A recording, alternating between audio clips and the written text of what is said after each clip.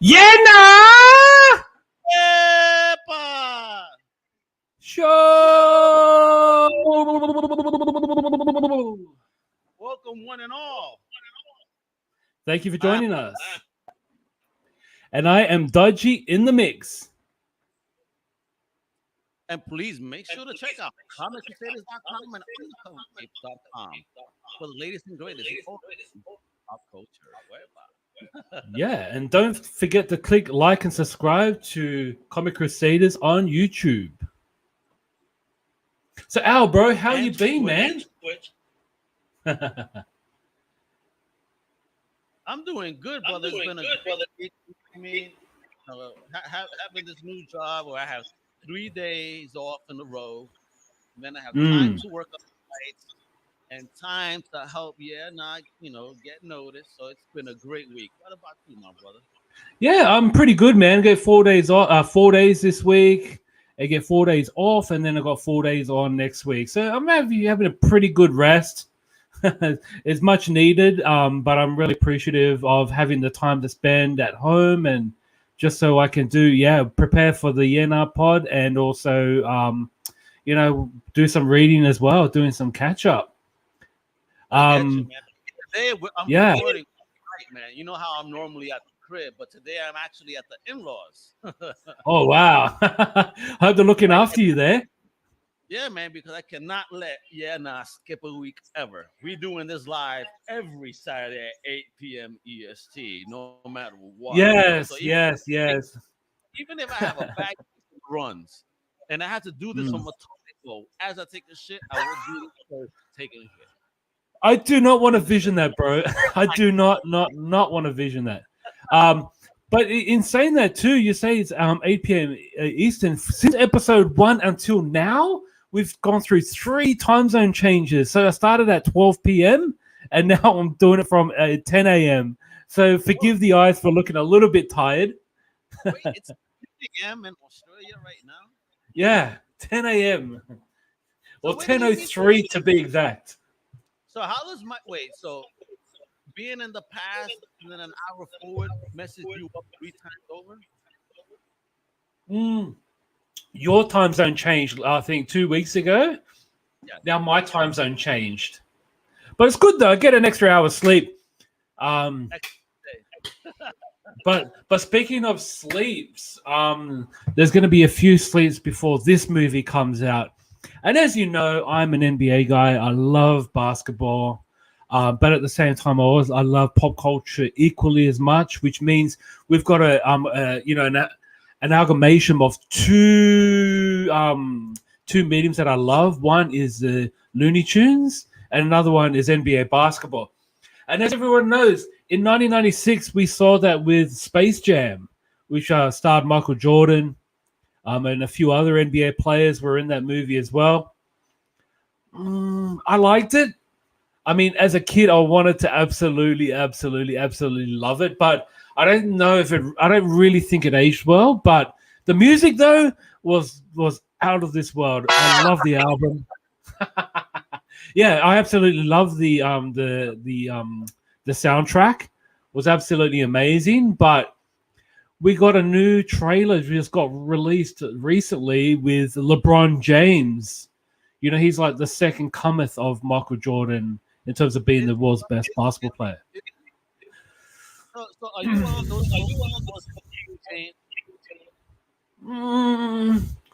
Look, to be honest, though, yea-nah, like you got to recognize him for who he is. He is basically the world's best basketball player at the moment in this current era. He hasn't played Al Mega the Butcher yet.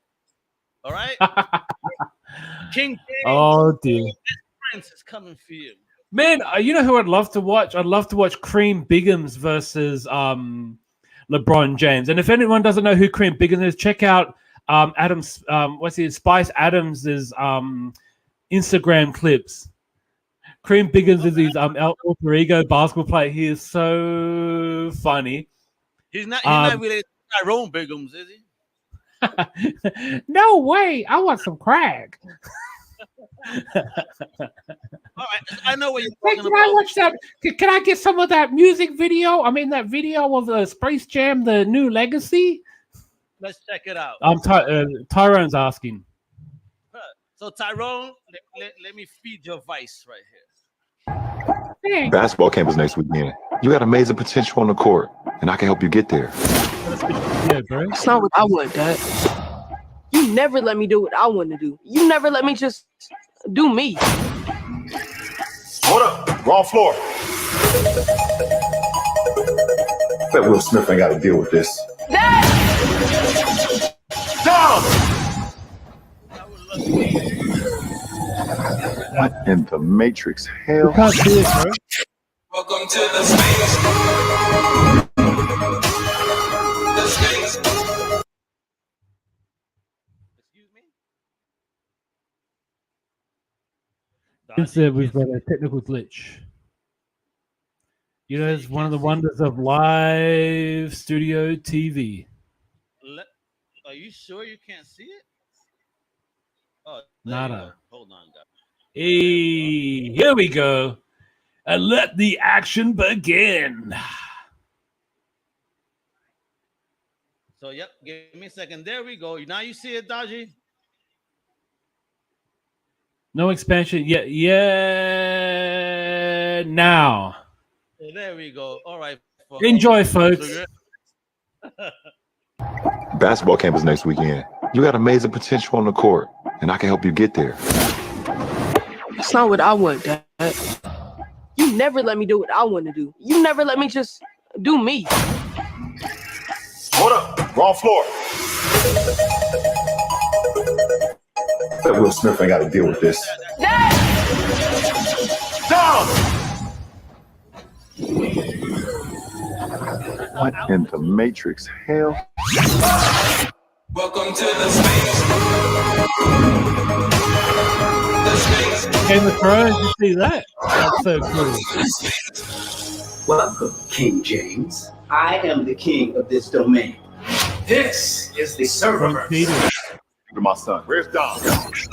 The only way you're getting your son back is if you and I play a little basketball. Pete, send this clown to the rejects. Wait.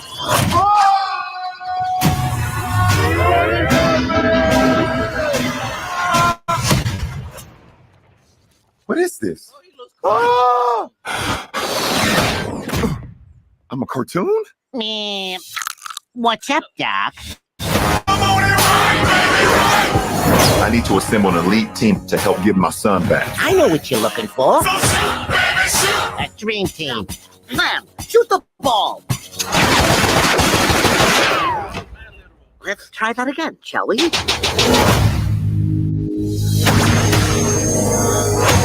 King James. Welcome to the Space Jam.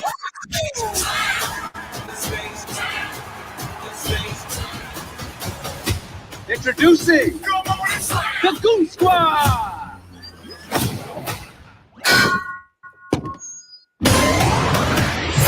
You gotta win this game.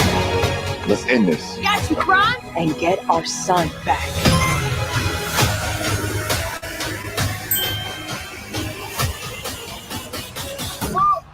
Yikes. Classic. Welcome to the space. I'm going old school on his butt. Oh, shit. Whoa. Welcome to the Space Jam. Basketball camp is next weekend. You got amazing potential on the court, and I can help you get there. Well, I mean, it looked good. Yeah? It was fun. You know why? Because I just finished watching a Warner Brothers Looney Tunes documentary and Merry Melodies. Go to YouTube, bro.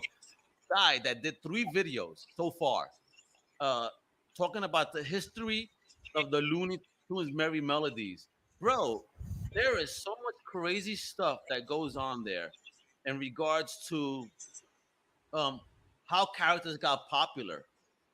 They're like many of the one-offs that just happened to blow up. Porky Pig, Daffy Duck, and all one-offs, and they tried for years to make Bugs Bunny popular. People hated Bugs in the beginning, and it took Chuck Jones, bro. If it wasn't Chuck Jones, we wouldn't have the Bugs we have today.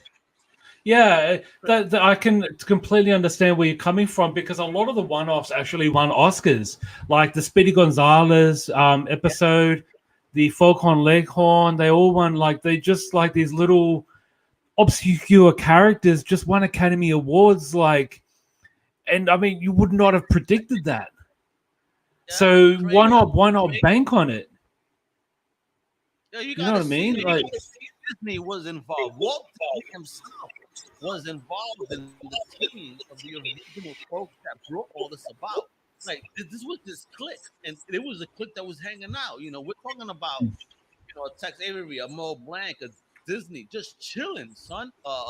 What's that? The Fleischmans hanging out. Yeah, well, Fritz, you remember Fritz Freeling? He was actually working for Disney before he jumped to Warner Brothers. So, there's a lot of history. You're absolutely right. And I mean, it does make sense. Why make enemies when you're all in the same industry? Like, I understand you're competing, but you just can't be enemies. Like, Bob Kane and Stan Lee hung out. No. These people were enemies. And there were things about Stan Lee, for example, with Jack Kirby too. There's pictures where Jack Kirby got set up to take pictures with Stan, and later, in later life, Kirby and Lee weren't really getting along anymore because Kirby felt the type of way due to how Lee was coming off. Hey, I did everything. Yeah, I know. Especially that Ditko scenario as well. Oh my God, that's what I'm saying. There's so much history there. And crazy, and it's something that transcends also into animation. You know what I mean? I love seeing these Warner Brothers characters, my Looney Tunes, my Merry Melodies. But wow, at the end of the day, to find out the history behind that, the negative energy behind a lot of it, it's insane. It's like, wow, something that's so fun. Really. Yeah, it's so beautiful, and you think it'd be almost like a club, like where everyone's hanging out and enjoying themselves, because the end results were just like absolutely brilliant. Yes, they were. And I feel like binge watching a few episodes of Merry Melodies now. Before you do that, though, please look up, like History of Looney Tunes, and this is one channel. He's done 3 videos so far.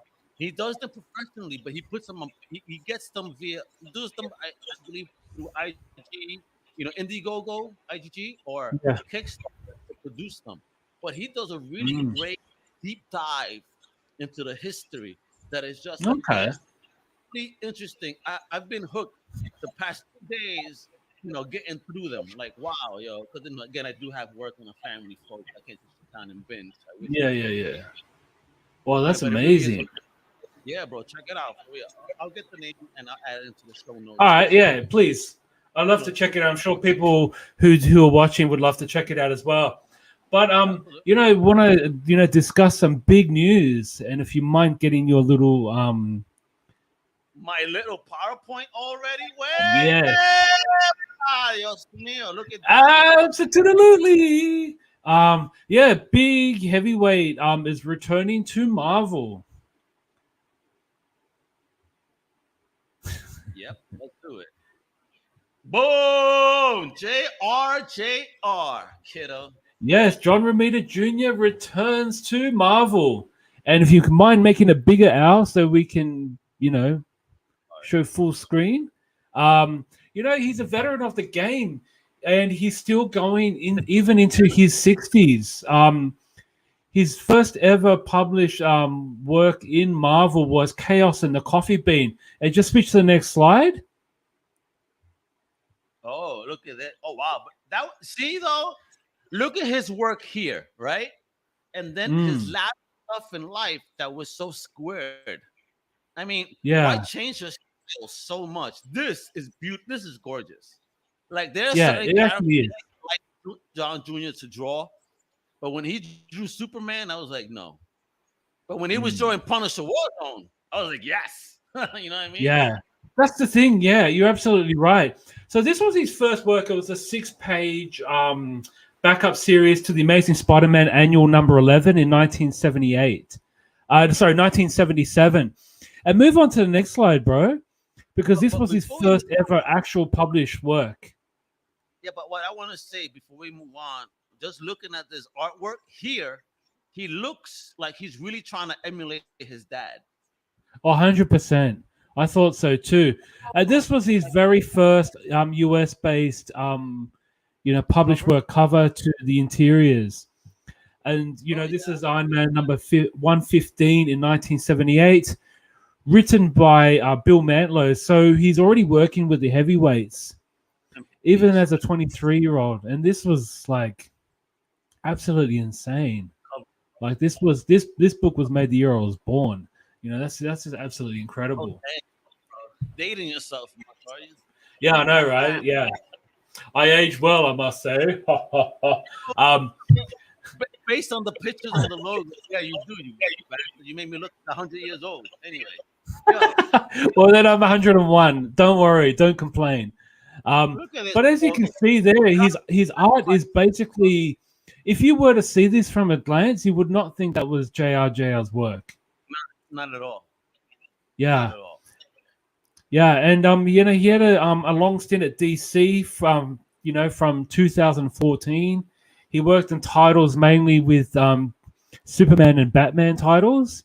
But you know what's the surprising thing, bro? You know what surprised me though with his work on DC? He signed an exclusive deal to them. He only worked on 43 comics, 43 individual books in 6 years. In 6 years? Under an exclusive contract? Yeah, and his longest run was Superman for 11 issues. Wow. Sorry, 12 issues. 12 issues. I mean, seriously, that was 1 year's. That was 1 year on. That was his longest work. If you like, when I think about him being at DC, I was expecting like maybe 60 or more, but not. He did like I think 5 or 6 one-shots. Like did a couple of backup stories. Yeah. And I'm including backup stories as well. Like absolutely incredible, like almost like a waste. Because I know he's a workhorse. Like you might mention his art, but bro, he's like he's a workhorse. He can throw books out of his ass if he wanted to. Right though. Listen, Johnny Hughes always kind of gets at me about that because I believe he enjoys JR's work. I'm not saying that I hate his work, but there are just certain characters that I don't think his current or titles. But I actually really appreciate his work on Kick-Ass because I think Kick-Ass you have no one to compare it to. He's a founding father with Mark Millar on Kick-Ass, and but I mean his style just absolutely works. And if you move on to the next slide, here's some of the iconic covers. Like, look at this, man. This is the first Goblin, folks. If you guys want the first Goblin, the baby right here to get. Yeah, absolutely. And look at that art. Like that's probably was it JR or the writer? Or both? Both. It has to be both. Okay. Because one can create the concept in their mind, but the other makes it visual. Gotcha. Yeah. And then move on. Damn it, bro. Yeah, don't hate the player, hate the game. Move to the next slide. Oh, iconic. Look at that. This is more of the style that we're used to, but this was way back in the 80s. And I mean, looking at the nose of the Kingpin there, it's kind of the nose we normally see nowadays in all of JR's work. That's the nose I draw. When I try to draw, folks, so I'm no John. But I mean, look at that. That's absolutely beautiful. Merry Christmas, Daredevil. Absolutely. Yeah. And move to the next slide. Ooh, Look at that. Like, look at that. That's gangster. Look at that. That's fan-fucking-tastic, man. Look at that. Armor Wars 2. And look at the face of Iron Man. You know, although it's meant to be a helmet, but you can see so much emotion in his face. Yeah, exactly. That's what's crazy. You know, about Iron Man, he's wearing a metal mask. And yet, there's emulation through this mask. Yeah, but I mean, it could also be just an angle as well that kind of gives it that, you know, that droop in the eyes. But it actually looks sad. It actually looks really, really sad. And bro, I think that's absolutely genius. Yeah, it's actually. No, he's got a lot of heart. Like that work is absolutely fantastic. Although I do want to say something here. Something seems a little off to me. Because if you see how he's holding Iron Man, right? Yeah. Legs seem to be very much shorter. Look at it. Yeah, I guess what you're saying. Legs. You get me? Something's off. It's not centered right. Something's off. Yeah. The more I look, or maybe it's just takeoff, because look at the smoke. That doesn't look like. It doesn't look like he's in mid-flight. It looks like he's about to take off. So maybe he's bent his knees. Yeah, but even then, bro, it's not centered to him. I mean, all right. I wish I had on my. Oh, check this out though. Look at the leg, the left leg, right? Now let's go up. It's not even centered to his body. You see that? Yeah, I see what you're saying. Yeah. Something's off. I mean, it's great if you take off the legs, and you know what? They shouldn't have added the legs. The legs should actually be behind the arm of the other Iron Man. Yeah, something's off here. I don't know, but it is nice. I would, as the editor, I wouldn't have put the legs in. I would have left that out and make people think that, you know, the rest of his body is in the fire of, you know, of the blasters, if you will. But nonetheless. Oh, there we go. There we go. The iconic. Like, look at that. That's beautiful, bro. Because anyone who now draws Kick-Ass has to like pay homage to this original artwork. You know, this is Kick-Ass. You know, now we have a black girl in the shoes of Kick-Ass. Yeah, and it's actually a really good run as well. I actually really enjoyed that. She's like the Robin Hood. She steals from the crooks and gives it to the poor. So good. That's what we all do. That's what we should all do. I'm not encouraging violence, folks, but hey, if you have the opportunity. Exactly. Excuse me, I want years apparently. No worries at all. So we'll move on to the next slide. And the new episode, These motherfuckers this week took us on a whole trip, son. Yeah, I know, right? So this is episode 3. It's called The Power Broker. You know, from the opening credits, we get to see Sam and Bucky free Baron Zemo. Daniel Bruhl is back from his role in Captain America Winter Soldier. So he's reprising the role. So that's the thing I love about the show. You're getting the actors returning in a TV show, whereas they originally started their character in the cinematic universe. I mean, kudos to Disney to pull this off. I mean, swear to God, it is so good. And even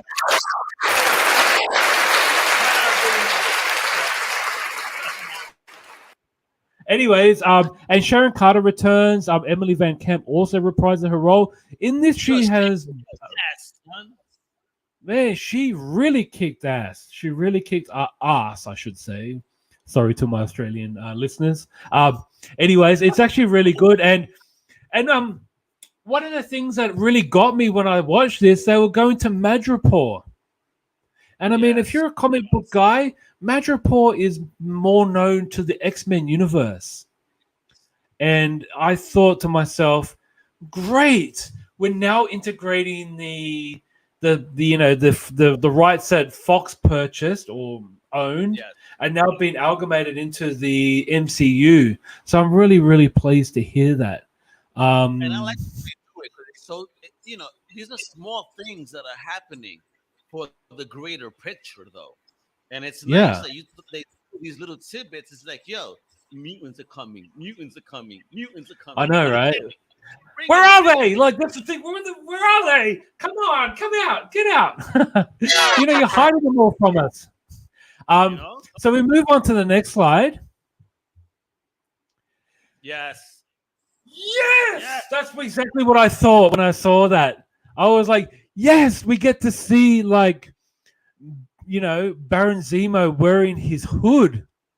I love the man. I really wish he had this little gold piece at his tiara, if you will. I wish he had. But it'll be hard. He has to put on the hood and then has to look in the mirror. Have I got it on straight? That'll be hard to put on, bro. It should be part of the mask. Come on, Yeah, it should be. I mean, I don't know if you guys saw the picture. Listen, please join our Discord, folks, if you haven't yet. And I'll share the link in the thing.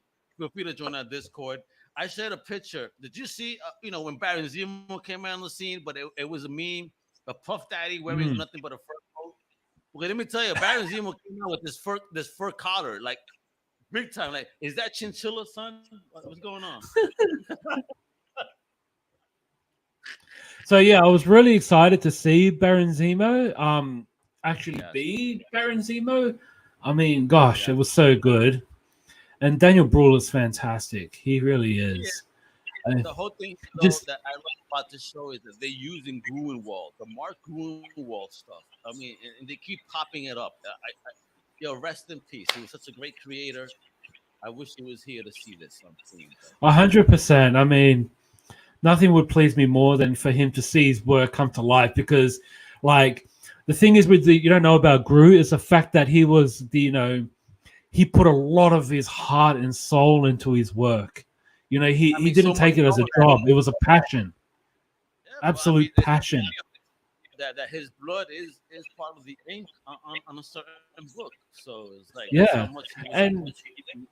but the thing is, when he was fired from Captain America, it was like taking his child from him. He felt it. And they should have never done it. That created the most awesome rogues gallery for Captain America. To be honest, 100%.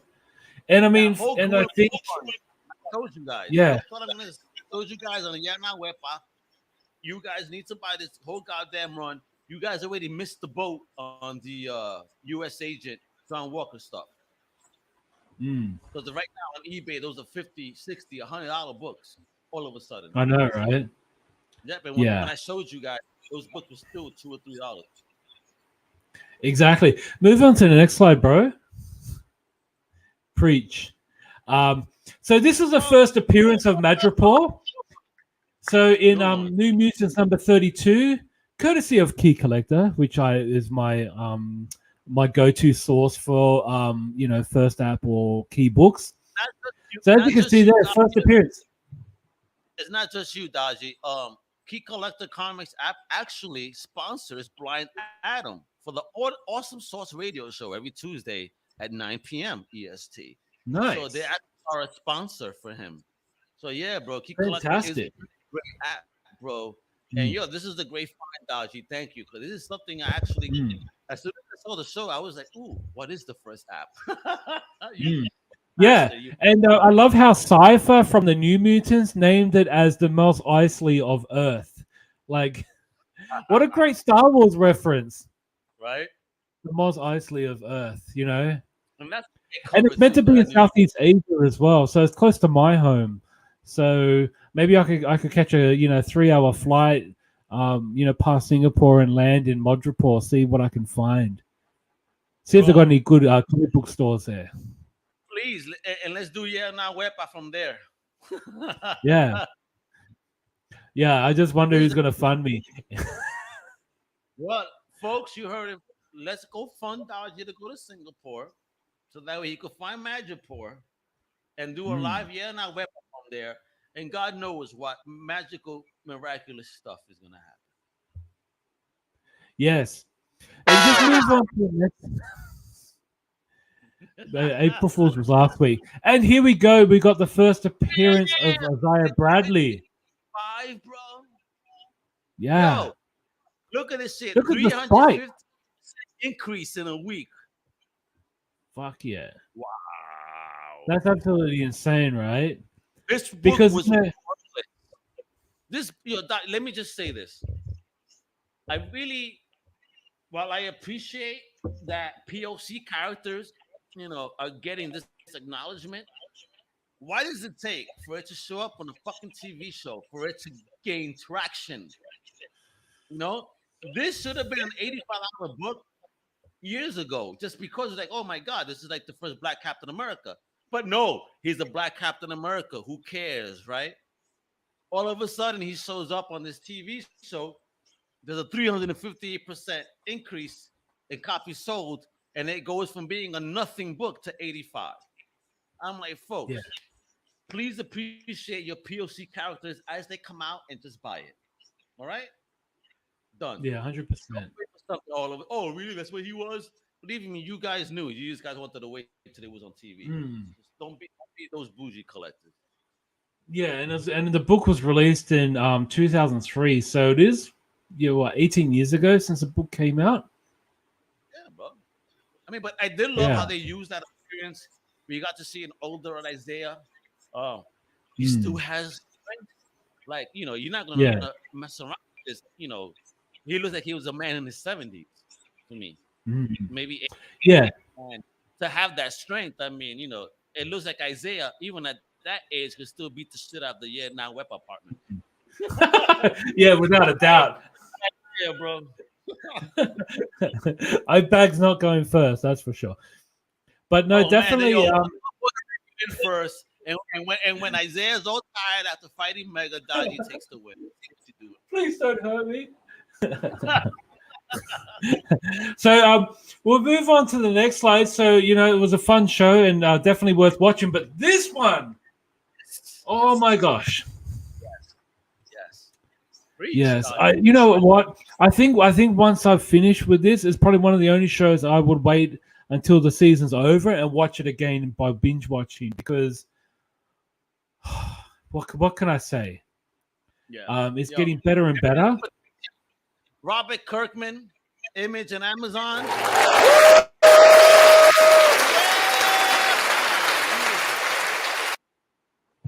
Yeah, no, you're 100% right. And I mean, it is so good. I mean, the scene when Mark goes to Mars because his father didn't want to do it.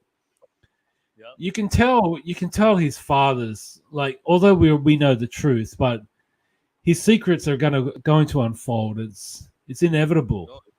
But how many man is such a dick, bro? It's like seeing Superman say, all right, you know what? I'm tired of the Justice League.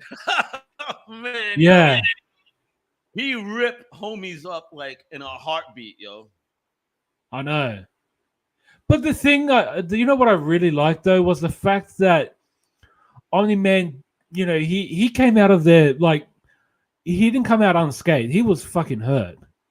Of course he was. Of course, dude, you're fighting the Justice League. You're not gonna, not get, smacked up a little bit. You are, but you're still Superman in a sense. You're not gonna that's lose. right. You know what I mean? Yeah, I love it. I love this. I love the truality of it, because I really think that if we had superpower beings, there will always be a dickhead like this that exists. Exactly. You know what I mean? Yeah. And just the translation from comic to show, Dodgy, I think that they thank God it's on Amazon, bro, because they are allowing 100%. things to go. But bro, did you see the Guardians of the Globe were all cast members of The Walking Dead? I mean, I was blown away, absolutely blown away. Wow. Will they be The Walking Dead afterwards? Because they all got smashed. Well, you never know, yeah. But man, I'm so glad, because Seth Rogen and his production company. My fucking God, the boys, Preacher. You know what? Seth Rogen is a comic book fan. He's an uber weed head, and I guess he must smoke before these things get done, because he does do a fantastic job. I mean, there's not many people in Hollywood that actually could capture the essence of the comics. But Yeah. I think Seth has a real grasp on that with Preacher, with Invincible. I mean, And he the boys. understands. Yeah, he understands comics. He's a fan. Yeah. I think he does do a great job. I mean, everybody wants to talk about Kevin Smith, but yo, I think that Seth in his own right is pulling off some crazy stuff. Yeah, he really is. And the thing is, these smaller, if you think about small, I'm talking about Amazon, who are still kind of rising up there. Like, not talking the company, I'm talking about video, but they're rising up there, and I think they're getting some really good originals. Yeah, they're not the big three: Netflix, Disney Plus, HBO Max right now. Because HBO Max has been killing it, but Amazon originals have had. Yo, I was watching this show a couple years back with Giovanni Ribisi called Sneaky Pete. That was an Amazon show. Yo, watch Sneaky Pete, bro. It's about the ultimate scam. If you're into scam artist stuff, you would love Sneaky Pete. Amazon Really? Yeah, they do. I Some love good stuff. Giovanni Ribisi. He's a great actor. You never heard of Sneaky Pete? Bro, they filmed this back in my hood of Greenpoint, Brooklyn, and Long Island City where I lived and all. And it was like when I started seeing my old hood as I watched this show that I hit up the producer and they actually replied to us. I was like, wow. Oh, wow. Nice. Yeah. So did you see any landmarks? You're like, oh, yeah, I've been there. I pissed in that corner in that tree. And bro, I've been everywhere that they showed. I mean, I probably got in trouble in some of the spots. Hey, bro, listen, it was the 90s. I was a young man. I was an asshole. You know what I mean? Maybe I'm an asshole. Love the honesty, bro. Hey, yeah, just let's move on to the next slide, bro. Oh, here we go. This is a guy I really wanted to focus on today, and that's the Demon Detective, Damian Darkblood. Yeah, he reminds me so much of the Demon from DC, but yeah, Etrigan. Etrigan with a little bit of Constantine and a little bit of Sherlock Holmes. I was like, what the fuck, bro? This is great. Yeah, it really is. Move to the next slide, and we'll see his here we go. His first app. $1 already? Damn. Yeah. Bro, look at this stuff. This is the key why it's expensive. Look at that. No, right? Such a low print. Wow. That's crazy. But I mean, but it's smart though. Image was smart because, you didn't want to have the, X-Men #1, X-Force #1, where you got stacks in your comic book store and you just don't know what to do with it. Whereas here they're all, if they didn't want to buy it, they wouldn't buy it. But at the same time, if you own it, you're fucking lucky.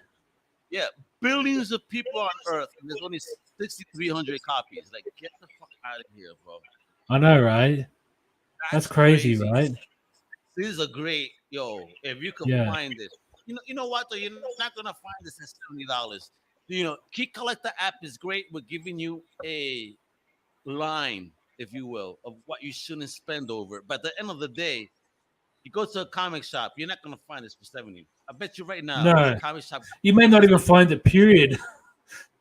Yeah, they're not selling it. And if they sell it, they're going to CGC it and try to get a couple of G's for it. You know what I mean?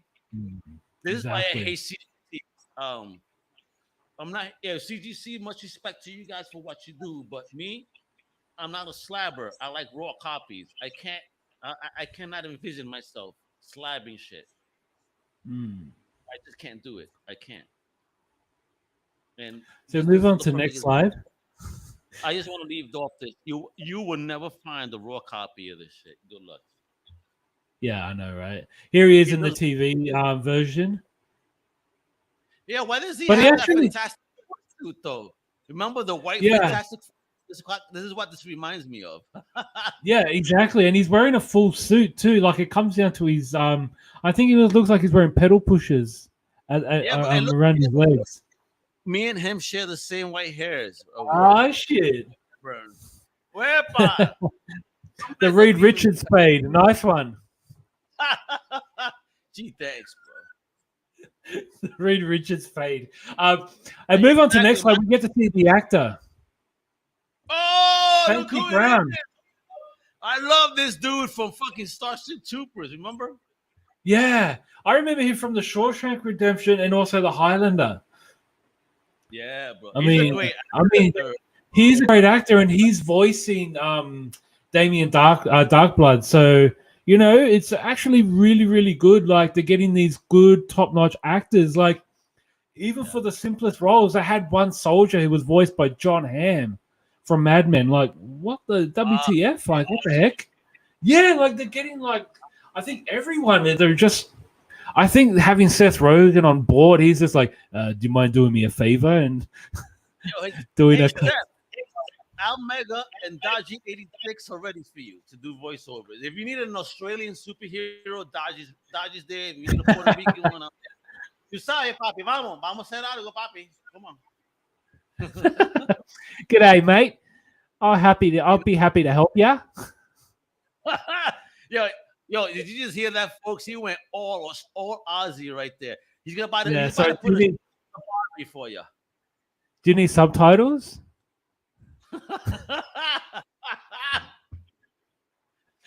Bro, big homie, shout out for doing such a great job over there. Absolutely. So now we'll go into the Ultraverse. So, guys, look, we just want to give some focus and some love to the publishers that have passed, and what I think is a massive injustice to the Ultraverse. And if you have not heard of the Ultraverse, after Image had separated from Malibu Comics, Malibu had a massive, massive, massive boost in sales. They actually trumped DC as the number 2 publisher in the early 90s when Image became. Yeah. And basically Malibu were like, you know what, we're gonna steer away from our black and white comics. We're gonna go into the color. We're gonna go into the superhero genre that Image had founded, and actually Malibu really, really profited and became a key player because they got tools, they got skills that. Why not continue and make our own superhero line? And the very first superhero book is Prime. If we move on to the next slide. Yeah, bro. Look at that. Look at that cover. Bro. Yeah. And I mean, it's Norm Breyfogle. I really don't like pronouncing his name because I feel like I'm butchering it. But that's why we that's why we do it. Say this, kid. We butcher last name. Sorry. Yeah. But, rest in peace. I mean, he was a pioneer. I mean, his Batman run was like truly memorable. I mean, you look at those covers, and I just loved what he did, with the all black, and you could just see the eyes of Batman. Like, that was scary. That was actually really, really good. Look how he uses the black in the cape over here. I know, right? Border. I mean, yeah. Malibu Comics, Ultraverse. I mean, bro, this company even came out with a cartoon series like this. I know, right? And cards, trading cards, action figures. Yes. They were on fire. But I mean, they came out of left field to be on fire. Yeah. Yeah, I just feel like it was too rushed, but let's get into the book. As rushed as they were, they still did. And these are the cards you're talking about, Skybox. Yeah, Skybox. I don't have their trading cards. It was something because of, I guess, being in Australia. It was like a lot of my Malibu books I actually bought later in life. Because I've heard of them from the Wizard magazine, but I never actually really set foot in a comic book store until I was a couple years later. So yeah, but I mean, look at that. Look at those trading cards. Like, look at the art there. And look at this. All new, all original artwork. Top ultra-human heroes, villains as well as Ultraverse titles, origins, and culture. 15 bonus cards, 9 rookies, 4 foil stamp ultimate rookies, and 2 Ultraverse Ultra cards. Now, with cards being so hot, and that being what it was for the era, I'm pretty sure that they're not produced too many of this. I don't think so either. Yeah, so Damn, if you that guys makes me find it, scared. please share, yo. Please share images with us. Yeah, so we have absolutely. All right, we'll move on to the next slide. So this was actually the advert, and here we go. Prime time. I'm at Prime, that. you pervert. I love it. And Prime is gonna make you pay. Yeah. I mean, look at that. Look at that. Like, I was actually astonished that this is what you get in the first page. Like, that's insane, right? Like Stan. Poor Stan Lee. But you never know. That could have been the influence behind it. I mean, who knows? I mean, wasn't that everything? Valiant, Image, Malibu, all kind of a fuck you to Marvel at the time, even though then Marvel said fuck you back and bought these guys.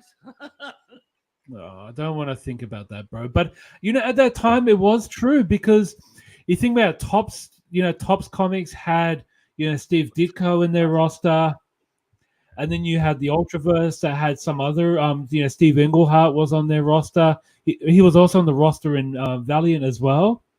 Valiant had Bob Layton, Barry Windsor Smith, Jim Shooter. Yeah, Jim Shooter created Valiant in a sense, bro. He was the EIC, bro. Big homie went to Marvel.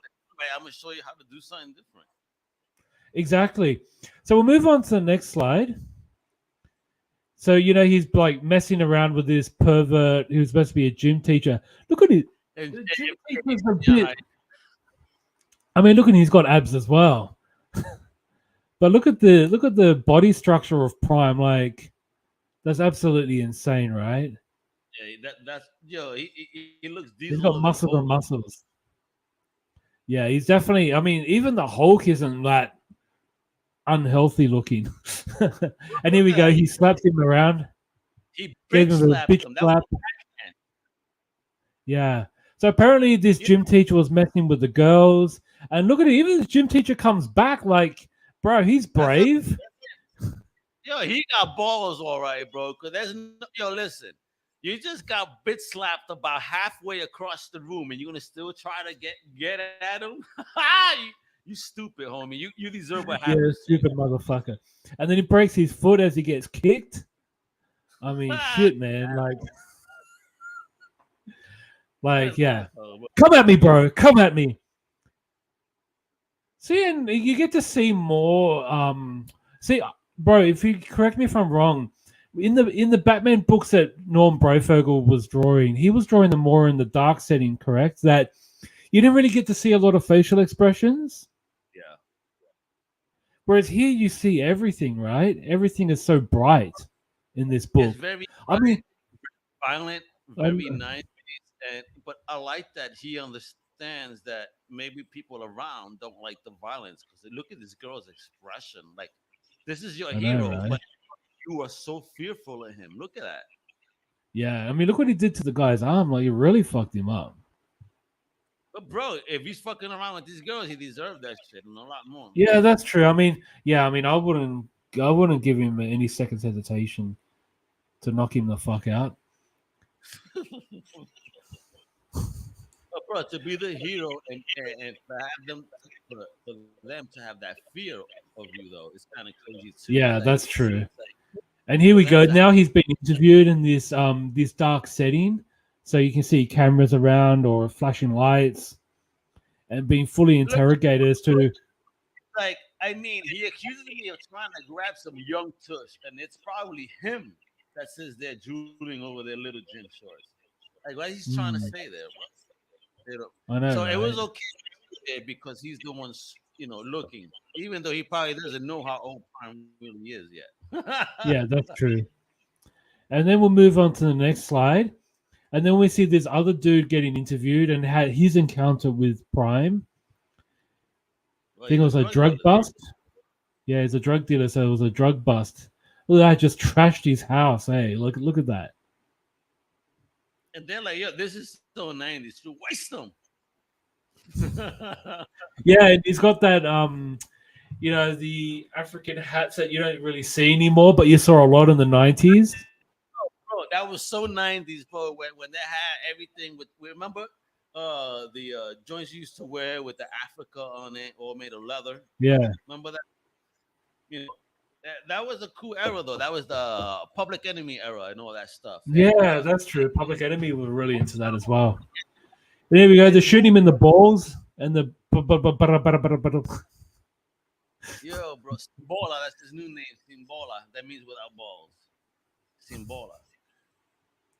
Exactly. And here we go. He just keeps coming at you, and you're gonna keep shooting. Like, yo, cut it out, bounce, bro. Yeah. But like, here, take all the drugs, take all my money. You sell it yourself. Homie. But look at the art, man. It is fantastic. Homie carries drugs on him still around his neck. Yeah.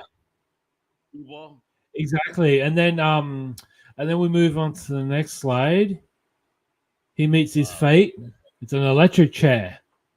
And then we see the antagonist, this dude, older dude, looks like a businessman, almost like the Lex Luthor to Superman type. Lex Luthor with hair. Yeah, Lex Luthor with hair. Oh, this Here we go. Some adverts. The Strangers. Look at this, though. 59 strangers transformed by a blast of energy into something more than human. Some become heroes, some villains. 6 of them join forces with a sorceress from a lost city to find out why. Yo, is this not Captain Marvel right here or what, bro? I know, right? And Steve Englehart is writing it, so it's got to be good. That looks like He's a Silver legend. Surfer. Looks like Raven. Looks like Poison Ivy. That looks like Vibe. Remember when he first came out? He was a breakdancer. Crazy. Yeah. So in the next upcoming episodes, we might do a review of the Strangers, and another one is Hardcore. Hard case. Or Hard Case. So I can't read the writing. Yeah, Hard Case. I beg your pardon. Yeah, but here they kind of ripped off the Blue Devil, that he's an actor type of thing, and just did it without looking like a devil type shit. But again, it was great. Hard Case was great. I mean, Ultraverse. Look at it. Look at the year, bro. I just graduated high school. That fucking. I know, right? Now I'm dating myself. Yes. Thanks, Dodgy. You're welcome, bro. And here we go. Ultraverse number 0, covered by Jim Lee. Look at the emphasis they put on Jim Lee, right? Jim Lee does covers now and no one bats an eyelid. But back then, it was like God illustrated this book. Yeah, but I mean, look who else. Mike Barr, Norm Brayfogle, Steve Englehart, Gene Ha, Rick Hooper, James Hudnell, Gerard Jones, Arthur Lou Straczynski. I mean, bro. You had, So who's who, right? Up in this mother. Yeah, it was actually a really good time for comics. It's a great. But if you move to the next slide, so this actual Ultraverse number 0 was a giveaway. Wow, Wizard number. Get your own copy. Wow, bro. Redeem all 5 coupons. That means you had to cut holes out of your comic books, and you can't use photocopies. No. But no, that's why you had to buy 2, right? Exactly. That's how they used to get us, folks. Like they would do the coupon, but you need to buy 2 because us collectors, bro. And Malibu Sun, where Spawn debuted, bro. I know, right? Malibu Sun, that's crazy. Yeah, that's so true. Here we go. That's how you redeem, and that's where you send them off to. There you go. So follow these directions carefully, underlined, because if you fucked that up, you weren't getting shit. Because that's the thing. We don't have internet. You can't email anyone to find out where it's at. Exactly. No email, folks. No smartphones. This is back in the day. You had to fucking lick a stamp, put that shit on a stamp, an envelope, and walk to your mailbox and mail it, and then wait patiently for God knows how many weeks. The good old days. When nothing was prompt. You spoiled. I know, right? Nowadays, you have no idea. Yes. Look at this shit. And then you have to cut your book, bro. You had to cut a fucking hole in your book. Damn Yeah, it. and you can't use a photocopy, so it's like, Like, god damn it, now I gotta spend twice the money. I feel like an asshole. But hey, I know, but I mean, it was worth it. It really was. 100%, just the hunt. All right, we'll move to the next slide because now we're back to the story. We see Prime again interacting with the military. I know he's Uber Diesel, but he was looking great, man. He looked like somebody that could beat the shit out of Supreme in a heartbeat. Look at his quads, man, and here he goes. Look at it. Like, look at that art, man. He enjoys this shit too much, though. Look at his face there. He's smiling, right? Yeah. That man doesn't smile like that when he's doing things. I mean, the master is enjoying this shit. I'm here to save the day. Am I really? I'm here to fucking shot and kill you. Look at this. Here we go. Yeah. And we get to see how invulnerable he is. But to be honest with you, I did skip a few pages leading up to this section of the book because otherwise there'd be a whole lot of, pages of just talking. I wanted to just nail it on the action. Here we go. He sensed something's not right about him. Look at this. Oh, yeah. See, he's starting to what looks to be melting. And then he just takes off in haste. Yeah, but bro, And the UN guy wanted to say thank you. But the military, yeah, we just wanted to thank you. Oh, really? Are you sure about this? Oh my God! Here we bro, go. Here we go. Bro. See, I couldn't miss these, man. Like, look at that. Look at the prices of the trades. Bro, the trade paperbacks. Some of them going for like $7. I crazy. miss these days, man. I miss these days. And Yeah, notice how they're not favoring one publisher; they're favoring them all. Like, you got Image, you got Valiant, got Superman there, Wildcats. Marvel bestsellers. Yeah, like, bro, I miss these days. There was no, they're like when they had the advert pages, there were no favoritisms when it comes to publishers. They were just comics. I had every number one of these, every single one of these images. Yeah. Tons. I still have my watch. Oh my God, bro. I had a lot of number ones as well, but they eventually got sold multiple times. Oh.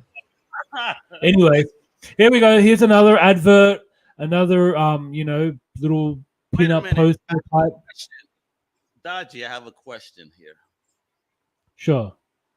Isn't space cold? Yeah. Definitely showing off a lot of cleavage, boy. I mean, those nipples must have been looking like my fingers right now. I'm sorry.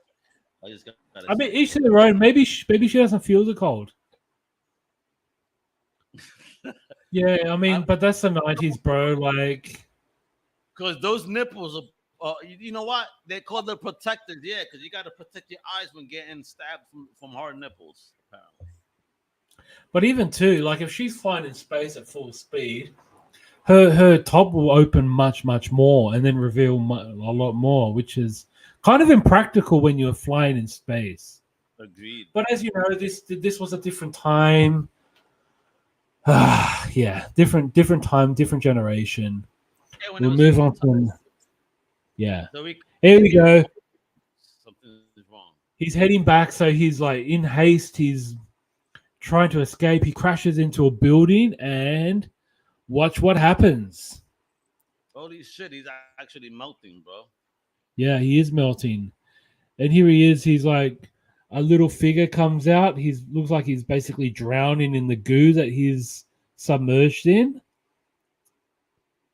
And here we go. That's probably the best page from the entire book. But, I've got some critique about I guess, with this page alone, would have been much better if the lettering. I think that the lettering lets it down. Yeah. Because I tend to find they put too much colors into the actual text. I think if they kept it to a simple black, I mean, with the inside prime bit, shouldn't be the emerging colors. Just keep it a fixed white or a fixed black, or even just have white with the black outlines. White with the black outlines would have been a lot nicer to watch. But I'm not hating the book. It's still a really, really great read, and like was the first Ultraverse comic. And I mean, to counteract my comment, if you think back to Fantastic Four #1, Stan and Jack were still finding their feet. They probably didn't find their feet till around issue number 20 or issue 30 when they actually kept it consistently the same. Because I mean, if you look at Thing back in issue 1 to say Thing in 50, looks like totally different characters. Oh, agreed. Yeah. So, in saying that, this book improved over the months. But my own critique really is just the lettering. I think if they kept it simple, it kind of cheapens it a bit, in my opinion, but still a really great book. And we move on to the next slide because this is like what I love. God, So, another advert. Dinosaurs for hire. It was like the Punisher sold himself out. He's working for the $1 Million Man, Ted DiBiase. Apparently, bro, this is like version when he was white. Yes, exactly. I don't know. Has anyone read this book? Don't know a whole lot about it, but you have? I'm sure people have because I've heard this book mentioned before. And again, this comes from an era, like they say, very independent. Yeah, absolutely. Love that. Before he purchased them. Yeah, that's true. So they were definitely on the way. So Marvel purchased them because they were creeping up on Marvel, even though they surpassed DC. And Marvel was like, wait a minute. I can't have these clowns be us. So Marvel bought them and shut them down. At the end of the day. Yeah. Lifespan of only 3 years. Here's another one, Raver. So I wonder if he goes to rave clubs. Yeah, bro. If you're into ecstasy and MDMA. He doesn't have any glow sticks. Or maybe he does and we can't see it. Wepa, Dios mío, ¿qué pasa? His glow stick is right there. You just can't see it. All right, move to the next one. And here we go. This is where it gets a little bit darker. So, I've not heard of this book at all. And I mean, it looks scary as shit. Necroscope. Huh. Necroscope, yeah. Interesting. Very interesting. I gotta look for this. Yeah, it's okay. Here we go. Some newsletters. So, where would a comic book be without newsletters? Love it, man. Love it. Love it. They need to do this so much more, bro. Seriously. I know, right? It was fun. Because J.R.R. Martin actually wrote in. So did Roy Thomas before he became who he is. He was writing into the Marvel books to give feedback, and it was it creates pathways. Our very own Banfing Bob in Real Romance even made it to a letter stage with X-Men book. Yeah, absolutely. That's amazing, right? Yeah, I bought the issue only because of that letter, and I told him I needed to nice. He goes, "But why? I ain't shit." I'm like, no, but your book, your letter's there, bro. Why not? Yeah, that's absolutely amazing. Yeah, right. That he got it. I mean, you hear these stories, but at least I know one person that got it. Yeah, I mean, to get your name in there is amazing. Whoa! Magazine. I had this issue. I had this very issue. Wow. Hero Illustrated, man. Like, I think I only owned about 2 copies, but I shouldn't have cut mine up, man.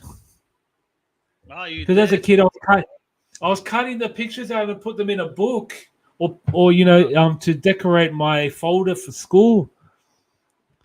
Gotcha. Yeah, man. I mean, we don't have this anymore because the internet kind of killed all that shit. I wish kids had understood what we dealt with. Because right now they're served. Before we won't get served, we had to search. I know. Yeah. And the thing coming from Australia, like this was my postcard to America because I was learning so much about locations. I was reading about the conventions that were happening in the States, who were the top 10 top artists and top writers. Like I took notice of that, and the good old days. Shit, bro. I love these back covers. That was the thing. That was a back cover, and I was like, oh man, I had to put that up there. Like, I just love it. Because that's the thing, when you grab a comic book, if you flip it over, you get to see, be gaming adverts or mainly gaming, right? Yeah, mainly gaming. And this was the controllers I had, man. If you wanted to have the arcade feel at your crib. I know. It actually wasn't even a Nintendo device. It was actually a third party company that, although Super Nintendo how can I say, they encouraged, but it wasn't their product. So it was pretty amazing. Super Advantage. License. They had an official license though, right there. You see. Yeah. It was a third party, but I mean, this is what you wanted. That's how Exactly. you would have played or a Mortal Kombat or a fighting game on that shit if you wanted to. Exactly right. Makes the game so much better. Yeah, I mean, this is nice. This is better. Absolutely. Of course. It does suck. BLS, bro, for real. Yeah. What? So here we go into the Australiana. So what the hell is Australiana, bro? So that's basically learning Australian. That's like a word that we use to, if you want to understand Australia, you got to understand Australiana. So, So what happened is we had a tourism ad. See, outside of Australia, you may not know, but we have some very controversial Australian tourism ads. We move on to the next slide. So if you want to visit South Australia, go down south with your mouth. Bro. Fine, bro. Is that really an advertisement? 100%. Go down south with your mouth. Oh my God, bro. I mean, the ladies will love that shit for sure. You know what I mean? You sickos. Talk about going down under. God damn, yo, you dirty bastard. Have you seen the map of Tasmania? It's pretty hairy, ain't it? All right, but anyway, South Australia is a state that not a lot of people go to. Is Adelaide, which is the capital city, is called the City of Churches. So they want to encourage you to go down south with your mouth. Because there's great food and there's great wine there. So I guess that's what they're trying to encourage. Otherwise, maybe, South Australian women might think otherwise. Yeah, who knows? Dodgy, if you're going down south Australia, but you better get your tongue ready. Yeah, that's right. A lot of ice cubes. So if you think that one's controversial, we'll flick to the next slide because this was a new ad that came out. A lot of Americans might be familiar with this scene. And that homie put your shrimp with the Barbie? Yep. That was the original ad. And I mean, if you look at this scenery, right, this was actually just a park. But the way they set up is like Paul Hogan's or Crocodile Dundee's backyard. Which is like so not realistic. Is Paul Hogan still alive? He is. Okay. Whatever happened, bro? After Crocodile Dundee 2, I never seen him again. Yeah. Well, there's a TV show on Netflix called Dundee. Really? And Danny, you know Danny McBride. Yeah, of course. He plays his son. No way. He plays the Crocodile's son. Yeah, because he grew up in America, so Funny. so Danny McBride, and then Chris Hemsworth is like his, sort of like the guy who's educating him on Australian culture. Oh my God! Really? Oh man! I gotta Yeah. see this. Funny. Yeah, but anyway, so that's that was an ad that was very famous in the US. Throw another trip on the Barbie for you, Paul Hogan. There, let's move to the next slide. This one copped a lot of slack because for the use of bloody. So where the bloody hell are you? Yeah, you got cameras on Australia, bro. Yeah, I mean they were introduced because we got so much desert, man. Like our country is like 80% desert, so you have to. So we introduced camels to travel. Dodgy question. So you don't have a car, you got a camel? Absolutely. How many? I have two. I guess I actually got three. He's gonna get the 3 hump model in case he has a Yeah. one day. Bro, So this advert got a lot of slack because of the wording bloody hell. And the girl that was actually in the commercial got a lot of backlash as well. She actually eventually married Sam Worthington, the guy from Avatar. Oh, really? Yeah. So we'll move to the next slide. And this one is probably my favorite. Oh my effing God. No, they did not. And see you in the NT. Hey, but that just says cunt, bro. Holy shit, bro. This is wait a minute. The censors in Australia let this shit pass? Because they didn't see the whole picture. It's like right there, cunt. That's the first thing I saw. I was like, oh my God. No, you did not. So this is Northern Territory, which is another state or another territory. So the NT is the nickname for it. So CU is like really they could have just write CU. Dodgy. So if I call somebody from the Northern Territory a cunt, would they get mad at me? Of course. But I'd be like, the commercial told me to. Yeah, I know, right? But it's but But you've got to have the advert as context before you get the shit beaten out of you. But everybody that visits Australia, please take a screenshot of this right now before you visit. And if you're in the Northern Territory and you call somebody a cunt, let them know this is why. All right? And send any hate mail to Dodgy86 in the mix at Crusaders.com. Woo! Thank you. Yeah, so seriously, guys, like whoever designed this ad, we're probably taking the piss. Either that or they were pissed off at their bosses, like, you bastards, I'm gonna get you back. Bro. Yeah. So true. This is it is so bold. Oh my God, bro. Absolutely. Oh, I look at this, like I like my mind is working in so many different ways right now. Like, oh my God, I can't even get. But it's true. Like, I think everyone was thinking the same thing when they put that on the TV. It's like, what? Exactly. Like, wait a minute, am I seeing this shit right? Yo, are you top calling end me different from the are bottom? you calling me a C word? Yeah. You know what I mean, bro? Oh shit, bro. I know, right? And you get so much emphasis.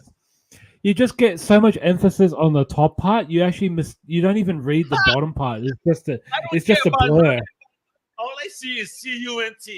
I don't see the top end from the bottom. I don't see the logos. All I see is you cunt. Like, oh my God, this is what you're calling me, you bastards. You know what I mean? But, oh dear. So there's a bit of Australian culture, some Australiana. I'm educating you guys with, and yeah, love to see your feedback. But you know, in saying all that,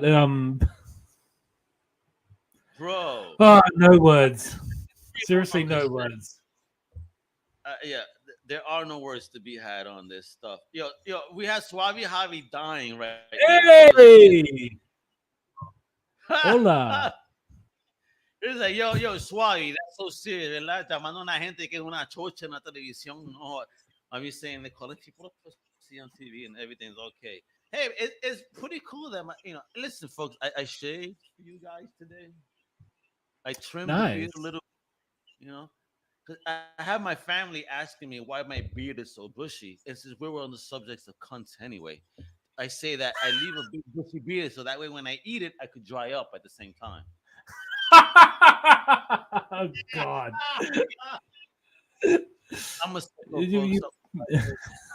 kick-ass show today. I know we've done a little bit into overtime, but yeah, man. Yeah. Folks, check out Ultraverse because the one thing I didn't touch on before we go, just for a minute, they blew up quick, right? They blew up so quickly. They actually had an animated series of the team. Yeah, right? they did. And I mean, Malibu was hot.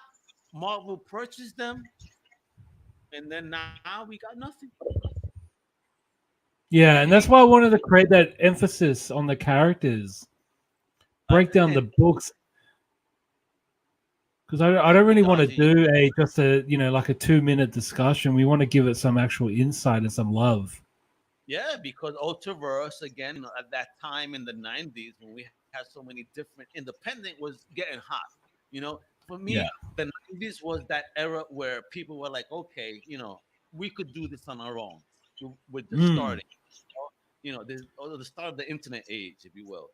And to see it now, I would call it the golden age of the independent creator because now they're getting blessed with opportunity, whether it's on TV or film, more books, But, it's like Malibu, Image, Valiant was the start of all that independent golden age that we have now. And thank you for bringing up Malibu, Dodgy. It's so underrated. It's not funny. And these are books you can still find in the 50-cent bin, to be honest. Yeah. But I mean, what's going to happen? Like, are they just going to be in the history of failed publishing companies? So yeah, look, like Suave says, he's talking about it was on the rise of the Image was on the rise in the 90s because of Spawn and other things. Malibu had it rise because of Prime and Hard Case. You know what I mean? And yeah, thank you, Suave. Right, Malibu very underrated. Even though they had a hit cartoon series, they had hit books. And again, Marvel bought them and just shoved these characters. And it sucked. It's similar to what Marvel DC did to Milestone in a sense, right? Dre McDuffie passed, and promise for years, and it was only this effing year that we finally got Milestone Zero, to be bringing it back. But and I'm really excited to see that. I can't wait. 2 years ago, bro, and they gave me this info. So it's like it took this long to finally see something to fruition. I hope to see Malibu back at some point within the Marvel U, but it deserves to come back. But let's see where it goes. Or even just someone actually just buy them off Marvel. Like, they're not being used. Sell, bro. Marvel won't sell anything. And that's what it is. I'm almost. All right, so 1 second. All right, so so let's close out the show, bro, because I don't want to go too much into overtime. Because if we keep, then they're not, they got to tune in next week so they could hear the next one. Absolutely. Right? All right, guys. So thank you for joining us. I hope you all have a really great Easter. Eat lots of chocolates. Don't eat too much that you get sick, but really enjoy yourselves. Enjoy your time off with family. Right? That's chocolate, folks. That'll give you the runs, all right? So no X-Lax. Unless you eat dark chocolate. But thank you so much for joining us on the yea-nah Wepa show. And thank you for joining us, and see you all next week. Wepa, that's right, folks. Hasta la próxima, mi gente. Much love. And with that, I'm Almega. And I'm Dodgy in the mix. And we out. Tune in next week, 8 p.m. EST. And don't forget, check out ComicCrusaders.com and UndercoverCapes.com for the latest and greatest in all things pop culture. All right? Later, fam. All right.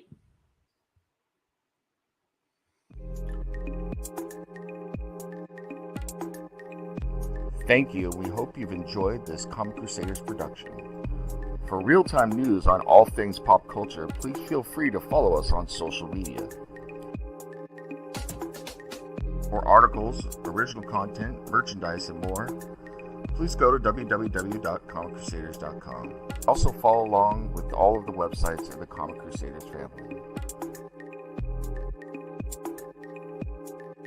As always, if you like this content, please click like and subscribe to the Comic Crusaders YouTube channel.